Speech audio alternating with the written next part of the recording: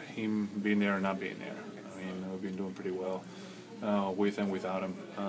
But it was just, we had a bad stretch at the end of the second quarter, and we paid a big price. I mean, they got going. They were a little too comfortable. I think that we needed to be a little more aggressive, put a little more pressure into them because they were a little too comfortable playing, and that's how they got. I mean, Parker obviously had a big game and a lot of comfortable shots. So we have to put a little more pressure to them, and obviously turnovers killed us in that second quarter, and they broke the game open. Pau, can you compare Kobe on the sideline now to back in 2010 when you won the title? He sat out a few games. Is he more talkative now, or is he more, I don't know?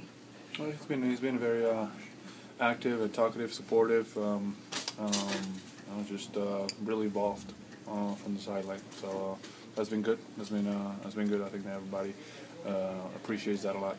Parker's obviously a good player, but when you compare last week's performance versus tonight, what do you think you guys did better defensively that contributed to? I mean, obviously they played a great game tonight. They didn't play so well down in San Antonio. We played, obviously we made a lot of shots down there. Weren't as sharp tonight, but again, if we wouldn't have those turnovers in the second quarter, it wouldn't got going and made those threes and those easy layups in transition, which they capitalized. I think there was 13 turnovers in the first half, and it turned out to 20 points for them. So that's a big number.